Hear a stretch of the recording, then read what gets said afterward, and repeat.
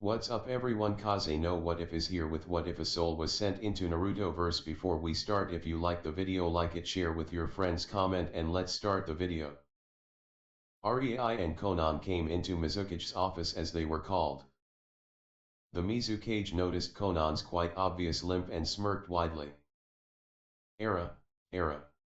I see you had quite a funny weekend, Rei-kun.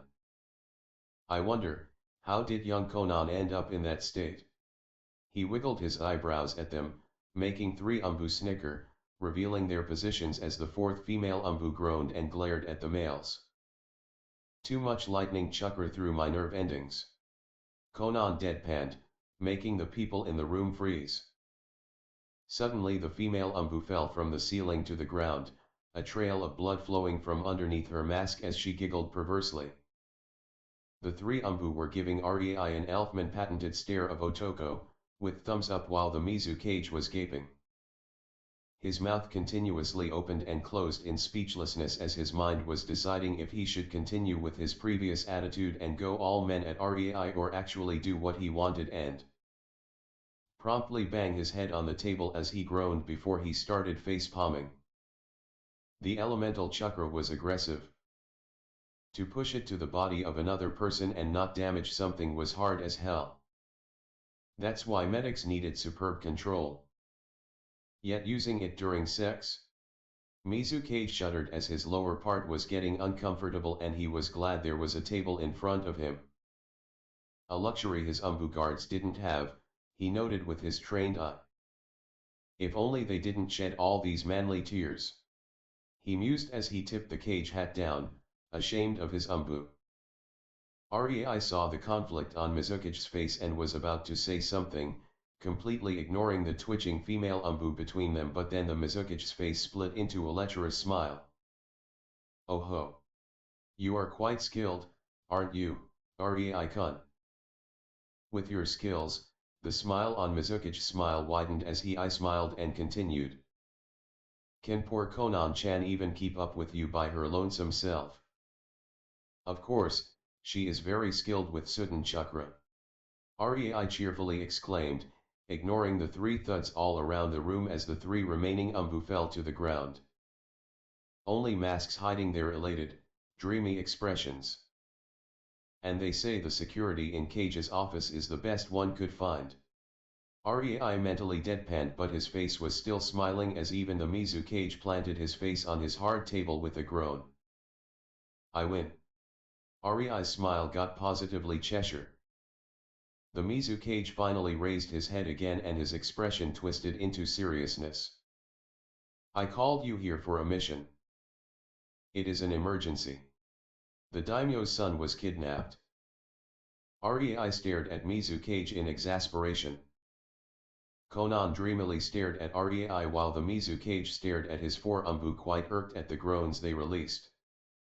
Since when do we employ perverts? He thought, a vein pulsing on his forehead. Poor him, he forgot the golden rule of Naruto verse. All chakra users were perverts. Even Kage was slugged into her face due to reverse harem no jutsu. You are certainly taking your time, then. Rei uttered boredly. Ah. The Mizukage understood what Rei meant and just waved his hand from side to side in a dismissive motion. It's the son of the daimyo. If that boy died, the Mizukage shrugged. Who cares? Bring his him back, will you? We were already paid for at least attempting it. Oh. You may consider taking one day off before you depart. That little shit said my mustache looks ugly. One day with kidnappers regretfully won't kill him. I am positive. The Mizukige's face was beaming and Rei knew that day off was more of an order than a suggestion. He shrugged as a smile tugged on his face as they left the office. Kakuzu sat in the chair in the room where he and his little band of misfits momentarily hid after they kidnapped the scum of the daimyo of water. To be perfectly honest, even he was disgruntled by the things the boy did. Sure, He was shinobi and for money he would do anything. But he felt that the boy took the candle. His morals were so skewed that he would make a fine shinobi. If only he was not a pampered little shit. But alas, the survival of the little prince all came down to one thing only. Money. No money, no life. No sweet 5 billion ryo, no more privilege of keeping his head on his shoulders. That was Kakuzu's motto when dealing with things like kidnapping a target that could potentially start another shinobi war. Ah, the woes of Newtonin life. Kakuzu, despite everything, fancied himself a reasonable man. Unlike everybody surmised, money was not his hobby. Money was his priority. His lifeblood. His sole force. His bruh for all purposes. But not his hobby. His hobby was simple. Knitting. Oh, how he like. Creak, creak, creak. And oh, how he hated annoying little shits, especially when they woke up. Kakuzu stood up with a grunt, alerting the swordsman in the corner. He gestured to him to not worry and proceeded upstairs into the room they held their prisoner. He opened the door and entered only to see the reason for the creaking sound. The little shit was naked on the bed, moaning heatedly as a woman rode him with passion. Kakuzu blinked. Why would she? Did the boy perhaps offer her money? Sure he too wow dash, no, bad Kakuzu. Don't be blinded by money. Then he blinked again and a light bulb went on in his head. He put his hands into a hand sign. Cut. The genjutsu dissolved and the boy became quickly clothed. Still writhing and moaning as he still saw himself enjoying the ethereal beauty on top of him. Kakuzu turned to the corner to his right. Why do you make him believe you're fucking him? He exasperatedly asked the woman sitting there while boredly cleaning her kunao set. She was not nearly as pretty as the one he saw on the boy, but with a striking resemblance. Kurumi, the genjutsu mistress he picked up on his travels after she massacred the team from her village and unfortunately got caught, making her Newtonin, just raised her head disinterestedly. Well, if this fails, I can still become one of his courtesans. These have a nice life, I heard. She shrugged and looked at the boy in disgust. Not like I would have to do much. Ah, money. Kakuzu nodded in understanding. Maro won't be happy. He liked doing you. Kakuzu grunted. Maro didn't ask for much money. As long as Kurumi pretended to like him. And since when do you care? Kurumi rolled her eyes. Money. Kakuzu grumbled. We can always find someone else. Kurumi shrugged with her left shoulder. But money.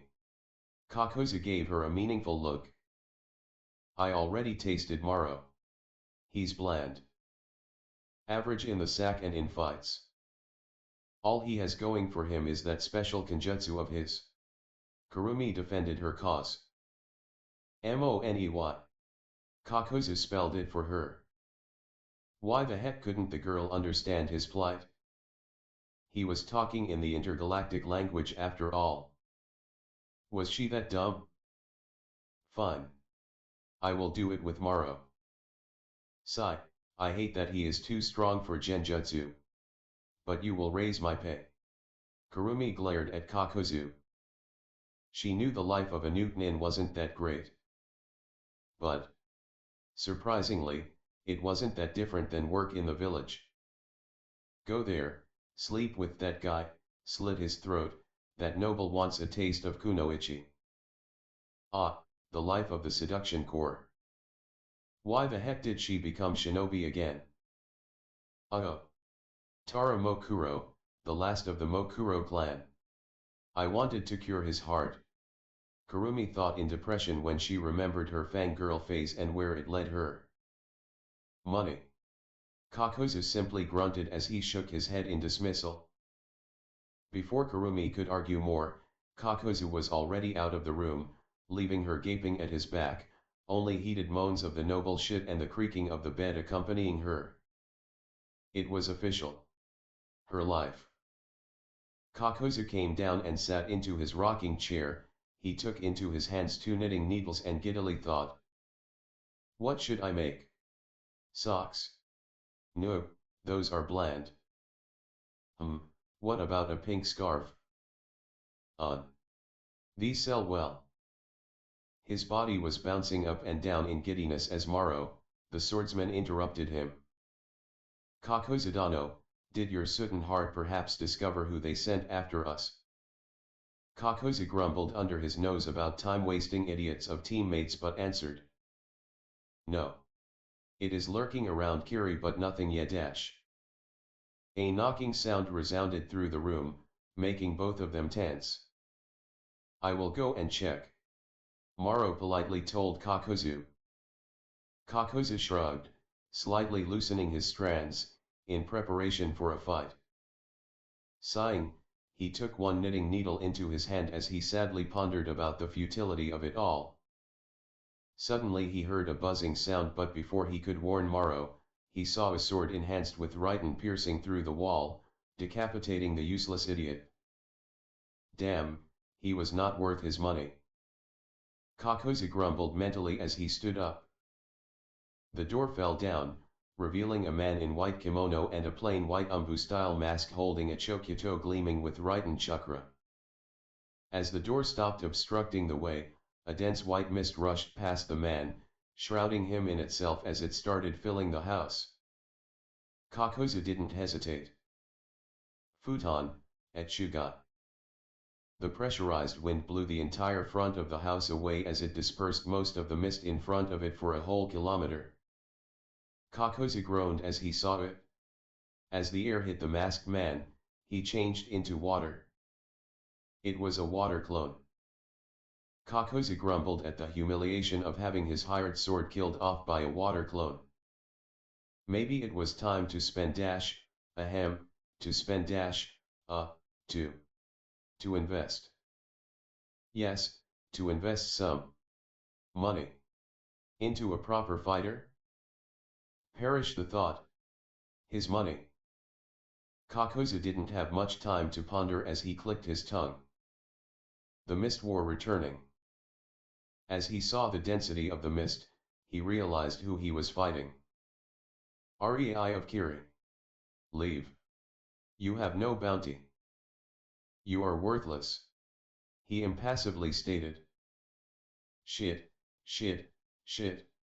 Why must my luck be so bad? If I am to be attacked, at least make it someone who can shit gold. Kakozu internally cried. As he got no reaction from the mist, he frowned and with a resigned sigh. Boom. He jerked as he heard the explosion coming from the room with Kurumi and their hostage. He would pull his hair if it helped. His money was running away. He pulled out his fire and wind mask from his back in anger. So be it. The mask suddenly surged with an incredible amount of chakra as they did a combination jutsu of Futon, Etsugai and Katon, intelligent hard work. The world burned. A few moments after Kakozu left the room with the son of Daimyo. Kurumi sighed as she watched her body moan from pleasure. Genjutsu it may be, but it made her incredibly annoyed to keep it up. But this was her chance. She would never get so close to the son of Daimyo.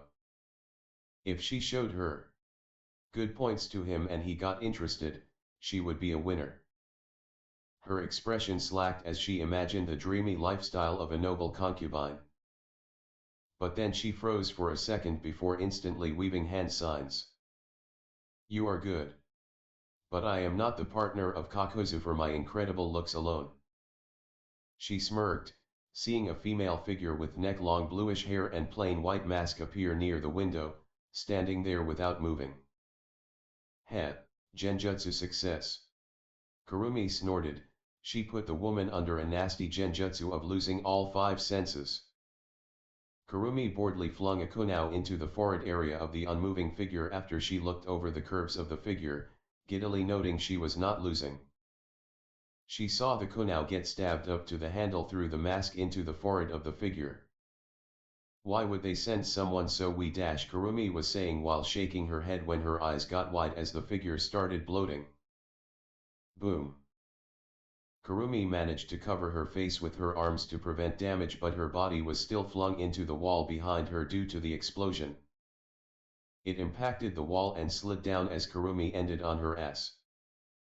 She groaned and blinked a few times to get a clear view. It took her at most 4 seconds to get her mind back into the fighting condition, but all she could do was gape as the moaning and writhing noble's body was pulled via chakra strings from the bed, dragging it through the newly made hole in the wall the explosion caused. She just lost her hostage. Shit, shit, shit. Kakuzu will kill me. No. He will whore me for money and then kill me. Kurumi's mind was panicking. She lost 5 billion ticket. This was bad. Poor Kurumi was unaware that Kakuzu already knew as he let a few strands of his in the room, connected to his body. She suddenly felt an incredible surge of chakra. Shit. Was the only thing her terrified mind could produce before. Pain. Rei and Konan watched from a nearby hill as the madman produced a combination of Katon and Futon Jutsu, creating a firestorm engulfing the entire area. Damn, that must have burned half of the forest. Rei exclaimed as he sat on the groaning noble prick they were hired to save. The prince ceiling was all dirty from mud and dust. Not to say his sweat, as Rei's strings dragged him a few kilometers on the ground in a few seconds. Only his protective layer of Doton chakra made the civilian survive the ordeal. Yes, he certainly didn't pull punches. Konan nodded boredly. Well, let's go. No need to stick with him here. We have a delivery. Rei kicked the boy he was sitting on with his heel. To finish. Yes, I will leave a few clones to play with the guy. Konan smiled and 10 paper clones formed around them, rushing at Kakuzu as Rei and Konan turned around and walked away. Their mission half accomplished. Kakuzu growled. Sure, he killed Kurumi, but the bitch deserved it. He looked at the scorched newly made clearing as his Katon/Futon completely burned the cottage to ash. He was about to rejoin the masks when he was forced to lean back as Futon enhanced paper almost hit his shoulder. His growl intensified. Kakuzu suddenly jumped up while lifting his legs to his chest, evading 3 Doton papers that crashed into the ground, spreading cracks through it. His left hand was sent flying towards the ground where it buried into it, flinging his entire body to the side to evade sharp Futon paper shurikens while his 2 masks started blasting Futon. At Shugai and Katon, intelligent hard work all around. The whole field was full of flames, pressurized wind, and incredibly durable paper, creating a hailstorm of danger.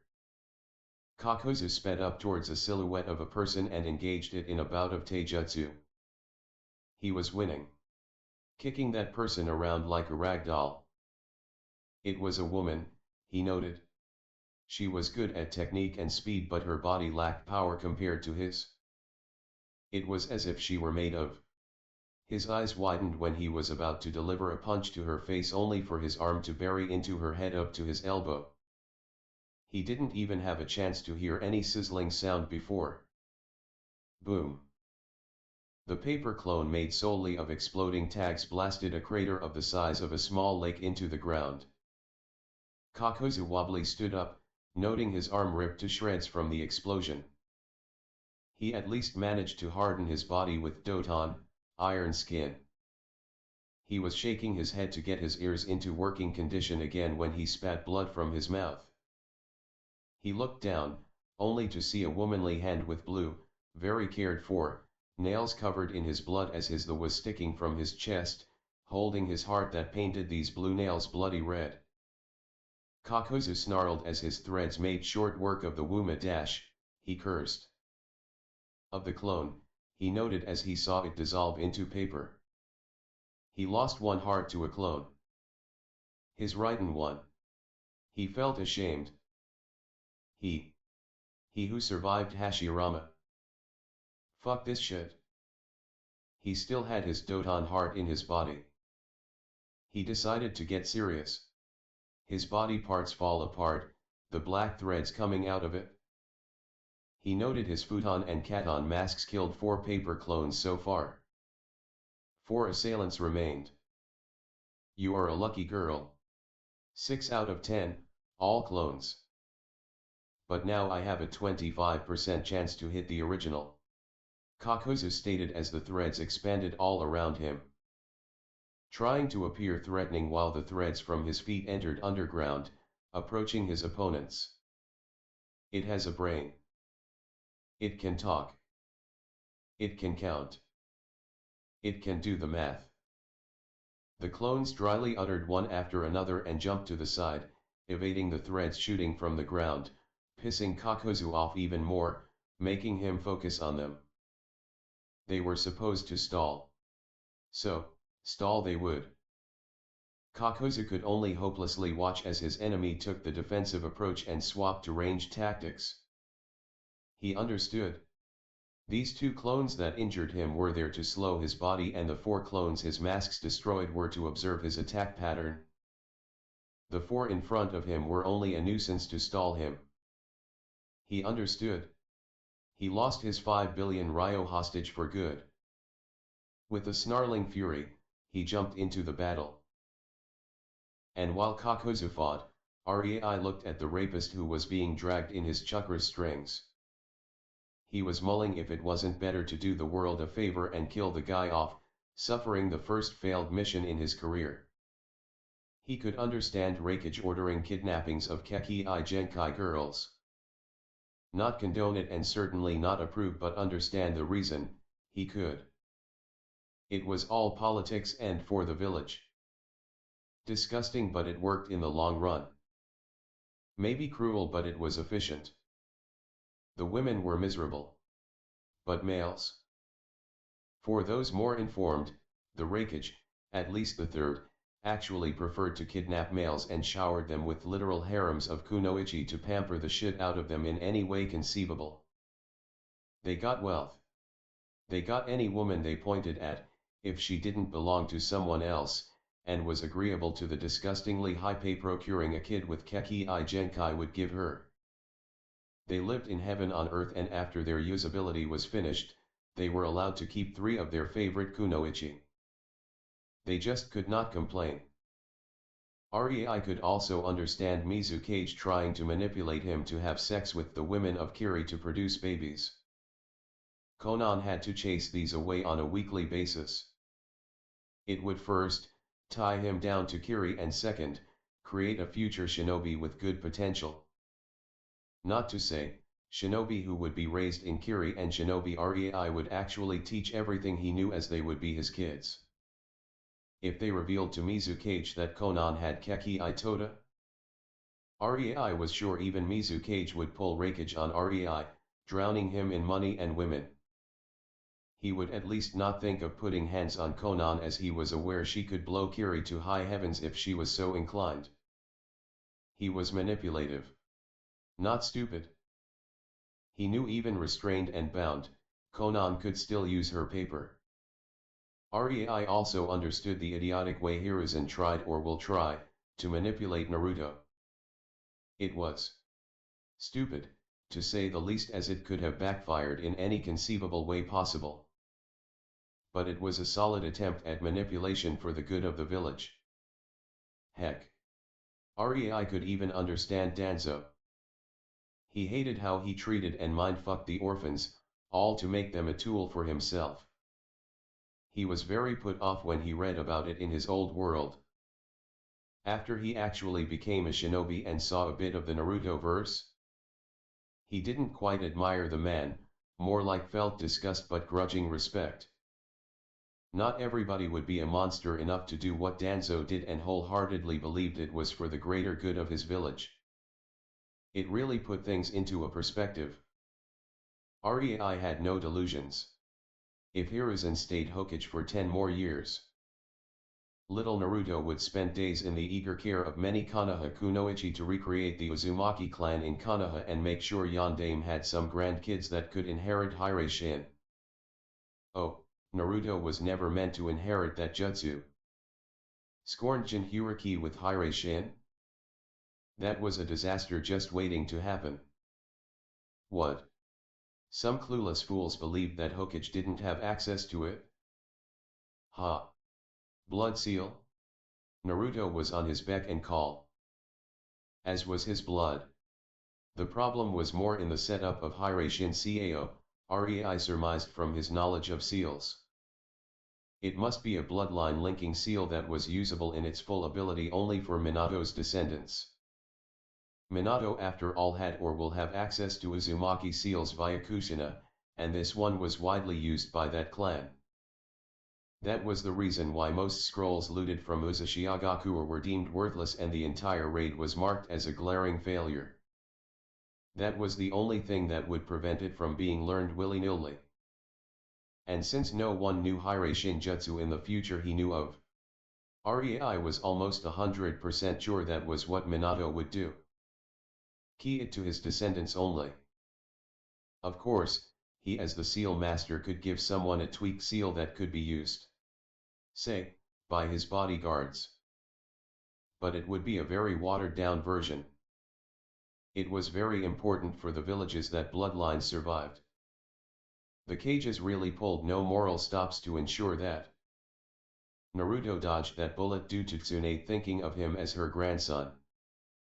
She didn't want him to live a life of debauchery, to lose his innocent nature, or whatever went through her head. As for Sasuke, for him, it was an obvious conclusion.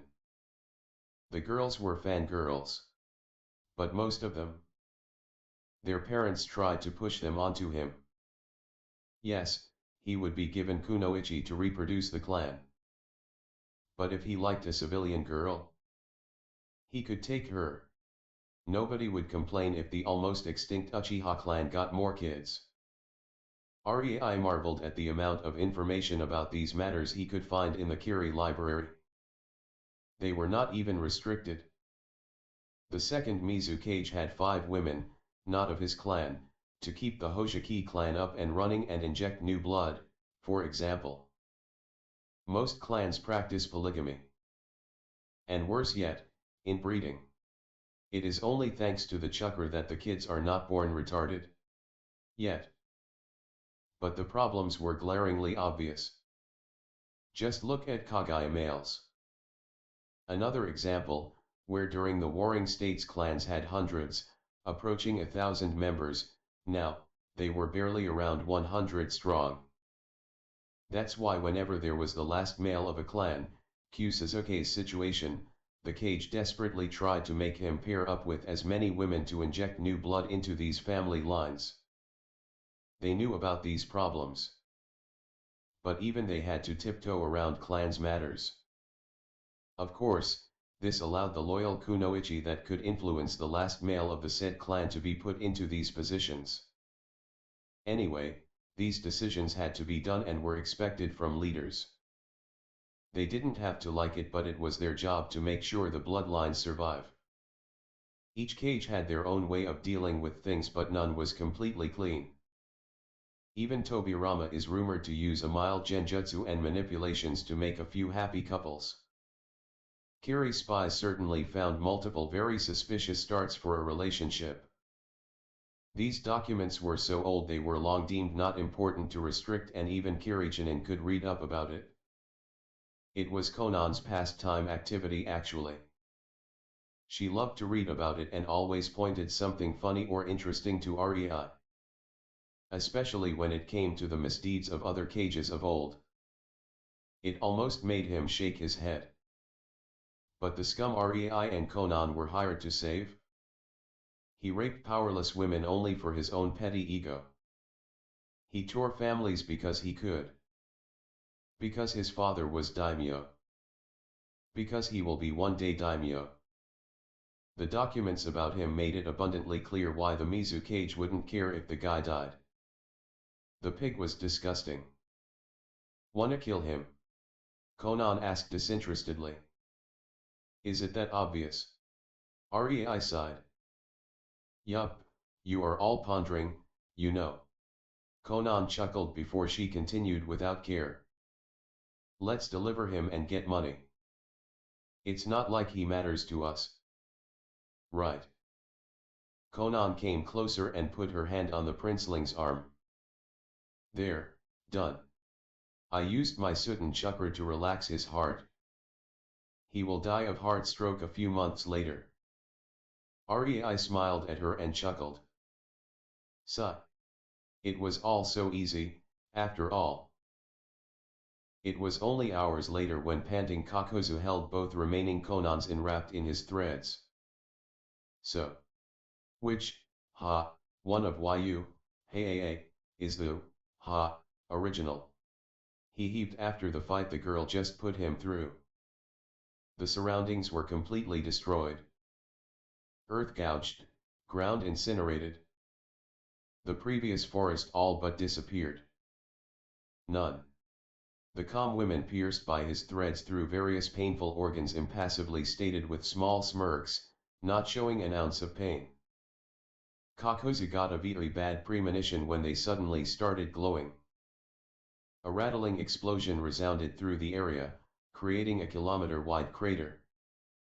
These two paper clones were carrying Conan's most potent explosive seals up to date. Far away, Conan only cheerfully nodded her head in satisfaction as she did Guts pose, startling Rei who dropped the prince headfirst because of it. Her experimental seals passed their trial. In the center of the crater, Kakozu's body fell down, dead, all his hearts pulverized. 3 hours later his Sutan heart finally arrived from scouting Kiri and merged into the pitiful shredded remains of his body. He took a sudden deep breath as he came back alive and groaned, mentally scanning his body. He was half dead, missing more organs than comfortable. Most of his threads snapped, pulverized, atomized, burnt. 4 hearts destroyed. No one has done a number like this on him since Hashirama. You gotta be fucking shitting me. He croaked. His head fell onto the ground with a thud, unconscious. Rei and Conan delivered the prince to the guards guarding the entrance to the castle. They still wore their wild blank umbu masks so nobody really recognized them. Stating they were busy, they quickly disappeared before any smart ass decided to invite them in front of Daimyo. Rei and Conan were not about to spend their day in that heap of problems. They were in the capital of Mizu and they were going to enjoy it. Rei and Conan found themselves in the best restaurant in the city, their Hittite stashed in the storage seals.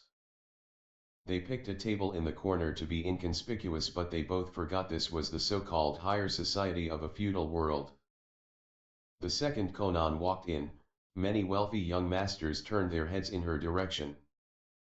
Rei's jaw hit the floor when he saw it. Brothers, are you perhaps also transmigrants from a cultivation world? What's with these lecherous looks? He couldn't help but mentally ask in utter bafflement. In the end, he realized these young masters are everywhere. They are flooding the omniverse. A shiver ran through his spine and a horrified look appeared on his face as he imagined Kisame spitting a tsunami of arrogant chibi young mast. Ouch. Conan thankfully swatted him, ending the nightmare as they finally reached the table and sat down. Young masters everywhere. Rei mumbled at her curious look, a shiver running through him. Conan blinked and tilted her head as she scanned the room with the corner of her eye. These utterly powerless retards who stare at me without realizing it gets them closer to death. She asked in a deadpan voice, quietly so only Rei could hear her. He nodded. Conan only smiled, stood up from her chair, walked to Rei, and sat on his lap. Then, let them seethe in their little world. Rei could feel her butt pressing onto his crotch.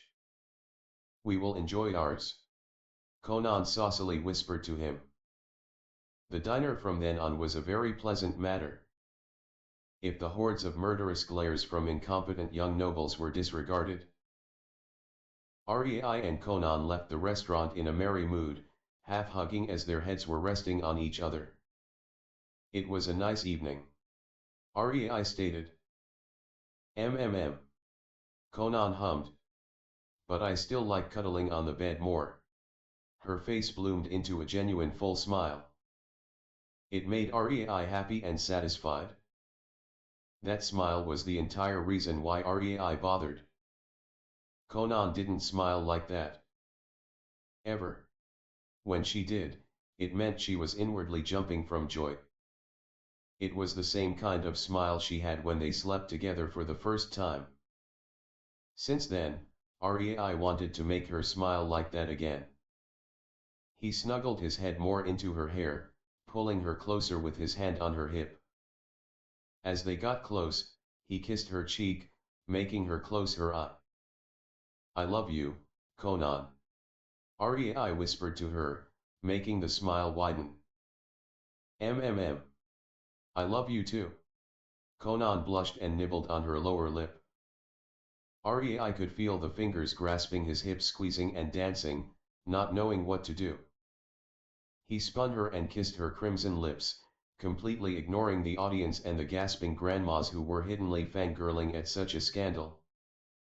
As the duo played with their tongues, caressing the other's tongue with theirs while gazing into each other's eyes and feeling their joined souls quiver at the intimacy. It was enough for them to be completely and utterly in need of more.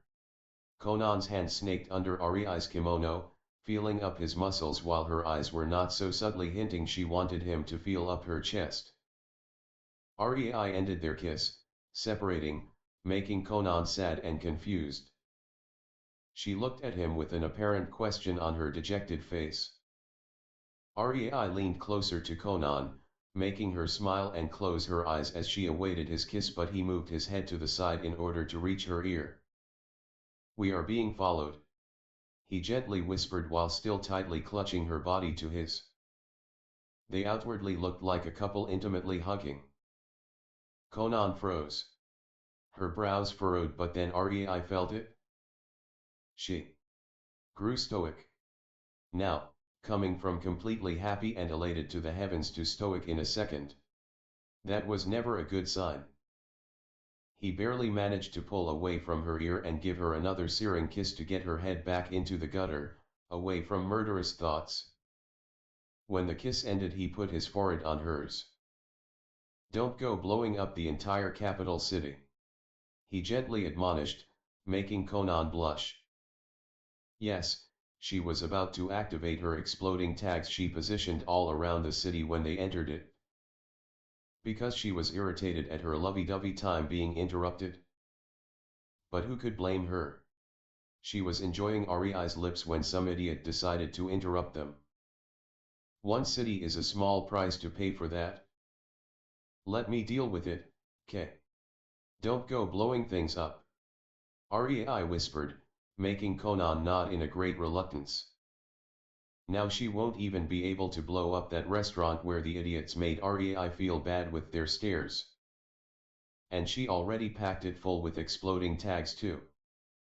TSCH, wasted effort. Conan tried to avert her gaze from Rei, her cheeks red, but he cupped her chin and trailed kisses on her mouth. She sighed dreamily as she reciprocated. Rei was half a mind to just let Conan blow the capital up and enjoy her body right there. She was definitely not making it easy for him, ramping up his desire higher and higher. But he was giving the annoying shits a time to approach. By now they were surrounded and the audience already left from fear. Even the very reluctant grandmas sullenly left while hitting the heads of the idiots who were surrounding Rei and Conan with their walking sticks. "Cut it out." A huffy voice resounded loudly through the street. Rei ended the kiss with a very annoyed sigh. He looked over his shoulder and saw a lean man with a fan, clad in luxurious attire, and a very punchable mug that screamed one thing only. Young master. Around the smug idiot were hordes of people holding swords. The entire street was empty bar them. They all looked high and mighty, thinking they have the upper hand. You peasant! Why are your hands on my girl? The young master screamed, pointing his folded fan at Rei, who only blinked at the boy in utter astonishment. Unhand her at once. She belongs to this master from now on. He smugly exclaimed. For your cheek, I will grant you a swift death. Rei's mood sank. He just met a young master disease. His mind blanked out and every word of caution and not blowing things up disappeared from his mind on instinct. Young masters were truly fearful beings. Even someone as collected as Rei was afflicted with a mind effect, rage when they opened their mouth. Without even thinking he raised his hand, palm facing the sky as a small blue ball fire appeared above it. Conan's eyes went wide as her mouth opened in O when she saw what he decided to use. The blue flame was similar to Mokyutan. Merge between Katon, Sutan, and nature energy as the stabilizer. Conan suddenly felt as she was enveloped with a coating of Rei's Sutan, Katon, and nature energy, not different from how they coated themselves to prevent being soaked in heavy rain. In a blink of an eye, a wave of light blue flames spread away from Rei, growing and swirling until a massive tornado of bluish flames burst out from the city, reaching the clouds. The flames visibly chilled even the air while violently spinning. Fortunately, Rei didn't concentrate the jutsu towards the ground but fired it to the sky. Otherwise, the capital city would be akin to Cocytus. The entire street was covered in these bluish flames dancing on a sheen of ice, chilling anything that touched them to the bone. The young master and his guards were already dispersed into the air as sparkling ice dust as their bodies without chakra couldn't guard against the chilling flames and froze way beyond the shattering point. It was not the end though. The flames in the sky froze the molecules of water in the air, making them heavy, falling to the ground as vicious winds whipped the ground. For the first time in history, the city experienced a ferocious hailstorm. The people shrieked in fright as they hid inside their houses. The animals loudly panicked. The roofs creaked as the small shards of ice continuously fell on them. Cling, cling, cling. The ice fell from the sky, covering the streets and the buildings as if it was snow. The temperature of the entire city dropped far below zero as an eerie bluish mist started forming, all the while the sky burned with the bluish flames, engulfing the entire horizon in blue light. The entire city was as if under a blue lamp as the hailstorm ravaged it. And when the tornado stopped, the hailstorm ceased, the flames extinguished, only the bluish highlight in the sky still present, the frozen street was empty. Conan another. I hope you guys enjoyed the video. If you liked it, subscribe to my channel for more fan fictions like this, and goodbye.